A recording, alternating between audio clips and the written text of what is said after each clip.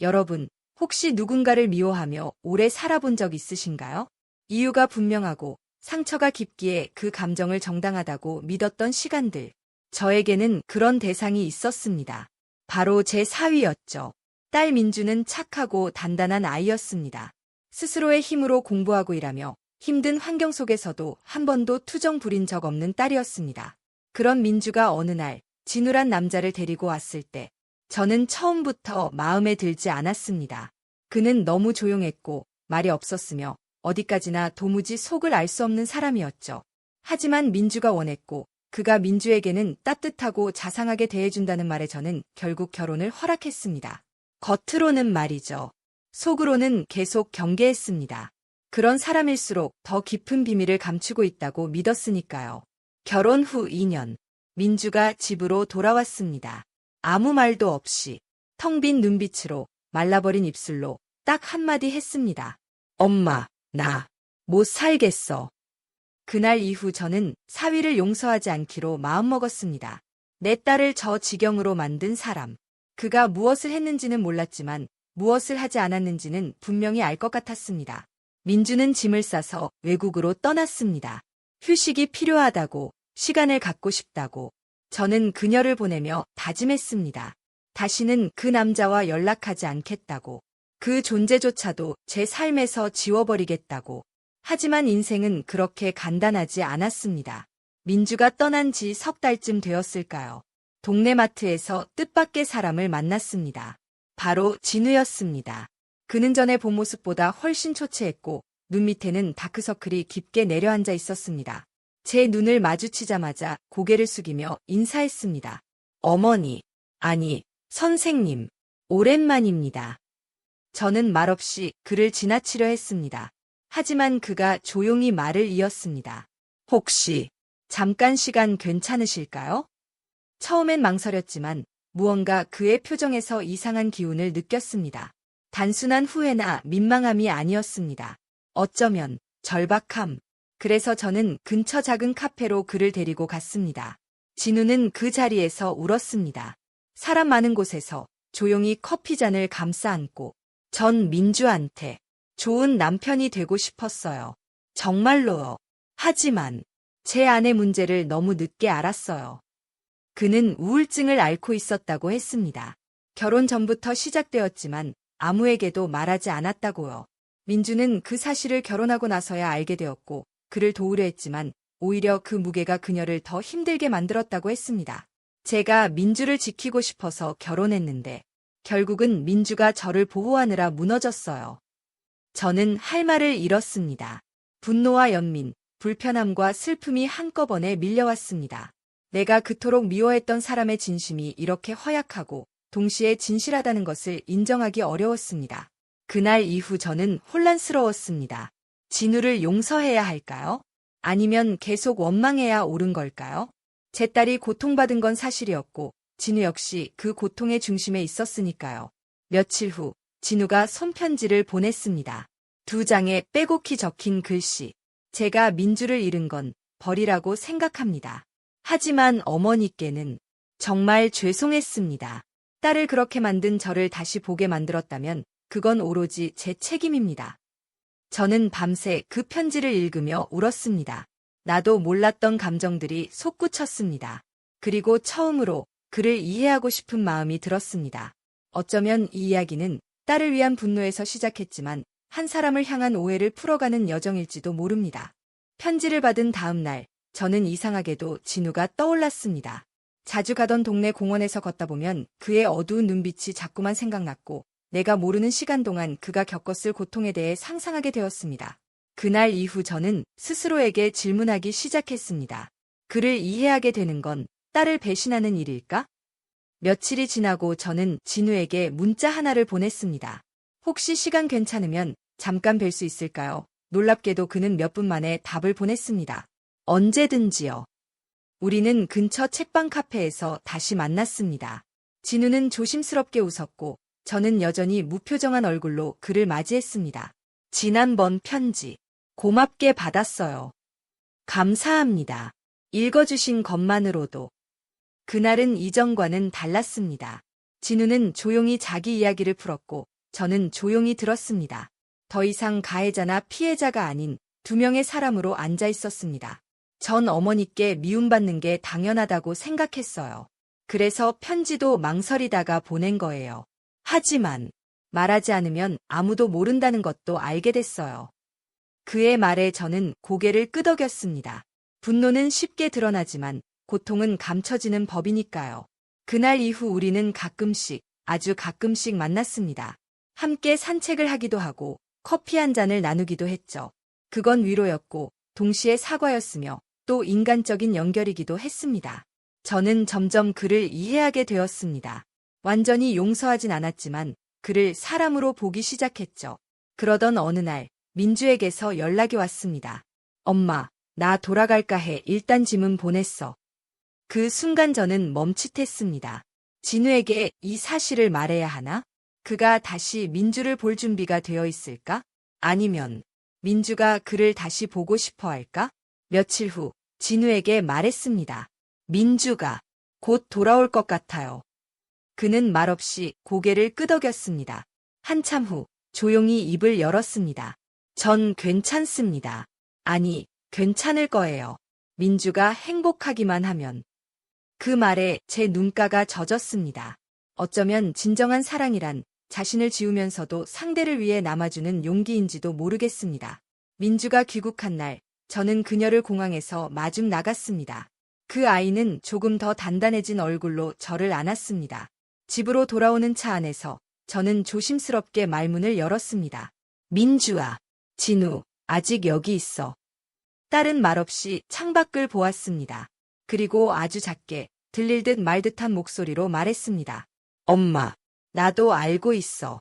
진우가 아프다는 거. 그 순간 모든 감정이 무너졌습니다. 서로를 잃은 두 사람이 사실은 서로를 너무도 잘 알고 있었던 겁니다. 진우는 민주를 위해 물러났고 민주 역시 진우를 위해 떠났던 거죠. 그리고 그 중심에 제가 있었습니다. 그들의 모든 결정이 제게 영향을 미치고 제 감정 또한 그들에게 투영되었던 겁니다. 이제 선택은 민주에게 달려 있었습니다. 그리고 저 역시 한 걸음 물러나야 했습니다. 하지만 한 가지는 분명했습니다. 진우는 혼자가 아니었고 저는 이제 더 이상 그를 미워하지 않았습니다. 민주가 돌아온 지 며칠이 지났습니다. 딸은 예전보다 말이 줄었지만 대신 미소를 자주 지었습니다. 혼자 여행하면서 치유된 게 느껴졌고 무엇보다 자신을 지켜내기 위해 애썼다는 흔적이 곳곳에 묻어났습니다. 저는 조심스럽게 그녀의 눈치를 살폈습니다. 혹시라도 진우에 대한 감정이 남아있을까봐 혹은 아직도 아파할까봐요. 어느 날 밤 민주가 먼저 입을 열었습니다. 엄마, 진우, 아직 근처에 있어? 순간 심장이 멈추는 듯했지만 담담하게 대답했습니다. 응, 이 근처 살고 있어. 민주는 고개를 끄덕이며 창밖을 보았습니다. 그 사람, 변했을까? 아니, 아니야. 나도 많이 변했으니까. 그도 그랬겠지. 저는 그녀의 말을 가로막지 않았습니다. 딸의 눈빛 속엔 복잡한 감정들이 뒤섞여 있었고 그건 엄마인 저조차 함부로 해석할 수 없는 깊은 감정이었습니다. 며칠 후 민주가 다시 말했습니다. 나, 진우 한번 만나볼 수 있을까? 엄마가 자리를 마련해 줄래? 그냥 정리하고 싶어. 저는 속으로 1000번도 넘게 생각했던 그 순간이 왔다는 걸 알았습니다. 그렇게 세 사람의 조용한 만남이 준비되었습니다. 만남의 날, 저는 근처 조용한 찻집에 먼저 도착해 있었습니다. 진우는 늘 그렇듯 정돈된 모습으로 하지만 약간의 긴장감이 느껴지는 표정으로 들어왔습니다. 민주 역시 단정하게 머리를 묶고 평온한 얼굴로 자리했습니다. 세 사람 사이엔 묘한 긴장감이 감돌았지만 누구도 먼저 말을 꺼내지 않았습니다. 잠시 후 민주가 먼저 입을 열었습니다. 잘 지냈어? 진우는 작게 웃으며 고개를 끄덕였습니다. 응, 너는? 그럭저럭. 혼자 있는 게 익숙해졌어. 두 사람의 대화는 짧고 조심스러웠습니다. 하지만 저는 그 짧은 말들 속에서도 서로를 향한 마음의 흔적을 느꼈습니다. 감정은 말로 다 표현되지 않는다는 걸 나이가 들면서 더 절실히 깨닫게 되니까요. 진우가 조심스럽게 말을 꺼냈습니다. 민주야, 나 그때 너한테 너무 미안했어.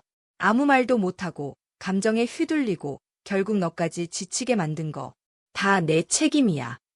민주는 눈을 감고 한숨을 내쉬었습니다. 그리고 조용히 말했습니다. 나도 알아. 내가 힘들었던 거 그땐 나도 너무 어렸고 함께 버티는 게 사랑인 줄 알았어. 근데 나까지 무너지면 아무도 남지 않는다는 걸 그때 알았지. 그들의 대화는 고백이자 치유였습니다. 서로를 원망했던 시간, 그리고 말하지 못했던 마음이 조금씩 흘러나오고 있었습니다. 그 순간 민주가 저를 바라보며 말했습니다. 엄마, 사실 알고 있었어. 엄마가 진우를 다시 봐주기 시작했다는 거, 문자 주고받는 것도, 산책하는 것도, 그게 나쁘다는 말이 아니라 그냥 알았어. 저는 놀랐습니다. 그런 모습을 들키지 않으려 조심했건만 딸은 이미 모든 것을 알고 있었습니다. 민주아, 미안해. 엄마는 그냥 진우가 너무 힘들어 보여서 그게 전부였어. 용서받지 못할지도 모르지만 엄마도 혼란스러웠어. 민주는 고개를 저었습니다. 아니야, 엄마. 미안할 거 없어. 나도 진우를 이해하려고 했어. 근데 나도 너무 아팠고, 그래서 그냥 도망친 거야. 다들 제자리에 못 있었던 거지. 그 순간 우리 셋은 말없이 찻잔만 바라보았습니다. 수많은 감정이 흘러가고 있었고 말보다 더 큰 이해가 자리를 채웠습니다. 그 만남 이후 며칠 동안 모두가 조용했습니다. 각자의 공간에서 각자의 생각을 정리하고 있었겠죠. 저도 마찬가지였습니다. 이제는 누가 옳고 그른지를 따지는 것이 의미 없다는 걸 깨달았습니다. 중요한 건 이제부터 무엇을 선택할 것인가였습니다. 민주는 어느 날 작은 종이봉투를 제게 내밀었습니다. 엄마, 나 독립할 거야. 가까운 곳에 집 구했어. 나 자신만의 공간이 필요해. 그리고 진우랑도 다시 친구부터 시작해보려고 해. 저는 무거운 마음으로 고개를 끄덕였습니다. 그래, 민주아. 내가 행복하다면 엄마는 괜찮아. 정말 괜찮아. 민주는 제 손을 잡고 말했습니다. 엄마도 행복했으면 좋겠어. 엄마도 많이 참았잖아. 나보다 더. 그 말에 저는 참았던 눈물을 흘리고 말았습니다. 자식은 모르는 척해도 다 알고 있다는 걸 그날 다시 깨달았습니다. 진우와 저는 그 후로 자주 만나지 않았습니다. 오히려 거리를 두었습니다. 그것이 서로를 위한 선택이었고 또 민주에 대한 최소한의 애유라고 생각했기 때문입니다. 하지만 한 번은 우연히 마주친 날 이렇게 말했습니다. 어머니, 저 아직도 많이 죄송해요. 하지만 감사하기도 해요. 다시 숨 쉴 수 있게 해주셔서. 저는 조용히 고개를 끄덕였습니다. 진우야, 그건 내가 이겨낸 거야. 스스로. 누구의 도움도 없었다면 넌 여기 없었을 거야. 그의 눈빛 속에는 여전히 슬픔이 있었지만 그 너머에는 희미한 희망도 있었습니다. 그렇게 우리 셋은 각자의 자리로 돌아갔습니다. 민주도 새로운 공간에서 다시 일과 삶을 이어갔고 진우도 조금씩 자신의 삶을 정리하며 안정감을 찾아갔습니다. 저는 다시 홀로 남게 되었지만 이상하게도 외롭지는 않았습니다. 오히려 마음 한켠이 편안했습니다. 모두가 각자의 방식으로 상처를 직면했고 용기를 냈으며 서로를 향한 감정을 인정했으니까요. 그리고 저는 알았습니다. 진짜 용서는 말이 아니라 행동이라는 걸, 그리고 진짜 사랑은 반드시 함께 있어야만 성립되는 건 아니라는 걸. 몇 달의 시간이 흘렀다. 여름이 지나고 가을이 찾아왔다. 선선한 바람 속에 마음을 가라앉히고 나는 여전히 같은 집에서 살아가고 있었다. 조용한 아침, 따뜻한 커피, 그리고 문득 떠오르는 두 얼굴. 민주와 진우. 내게 너무 소중하지만 동시에 너무 많은 감정을 안겨준 이름들이었다. 민주는 독립 이후 놀라울 만큼 단단해졌다. 그녀는 다시 대학원 수업을 듣기 시작했고 그림을 배우기 시작했다. 그녀의 눈빛은 예전보다 훨씬 깊고 안정감 있었다. 자주 집에 들러 식사도 하고 가끔은 제 방에 들어가 잠도 자고 갔다. 그렇게 우리 모녀는 이전보다 더 건강한 방식으로 서로를 마주하게 되었다.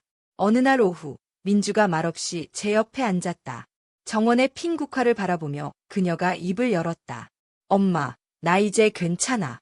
그리고 진우랑은 그냥 좋은 친구야. 처음엔 어색했지만 지금은 마음이 편해. 나는 그녀를 바라보며 미소 지었다. 그렇게만 생각해줘서 고마워, 민주야. 그녀는 고개를 저으며 손을 잡았다.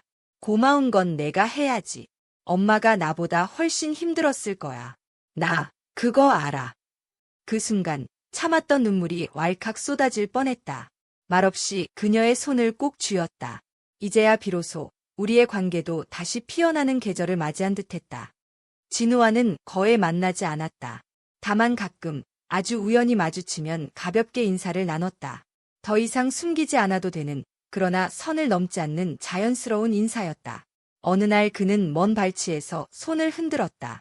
그리고 내게 걸어와 조용히 말을 건넸다. 어머니, 오랜만이에요. 잘 지내시죠? 나는 고개를 끄덕이며 미소 지었다. 덕분에 잘 지내요. 진우 씨는요? 그는 가볍게 웃었다. 회사 일도 잘 정리했고 지금은 작은 북카페를 준비 중이에요. 책과 커피를 좋아하던 꿈을 이제야 조금씩 현실로 만들고 있어요. 나는 놀라며 그를 바라보았다. 언제나 반복되던 삶에서 벗어나 새로운 삶을 준비한다는 건 누구에게나 큰 용기다. 대단하네요. 꼭 잘 될 거예요. 그는 고개를 숙이며 대답했다. 사실 어머니 덕분이에요. 저를 처음부터 다시 보게 해주셨잖아요. 제가 누구인지, 무엇을 원했는지. 그래서 감사했어요. 나는 잠시 그를 바라보다 조용히 대답했다. 그게 나였다면 기쁘지만 결국 진우 씨가 스스로 걸어온 길이었어요. 저도 이제야 조금 알겠더라고요. 누군가를 도와준다는 건 그냥 옆에 있어주는 것만으로도 충분하다는 걸. 그 후로도 우리는 서로의 일상에 깊이 관여하지 않았다. 하지만 그건 무관심이 아니라 서로의 삶을 존중한다는 의미였다. 나는 가끔 그가 운영하는 북카페 앞을 지나가며 안에서 바쁘게 책을 정리하는 그의 모습을 멀리서 바라보곤 했다. 그리고 가끔 그의 가게에 들러 커피 한 잔을 사 마셨다. 그는 나를 특별히 대하지도 어색해하지도 않았다.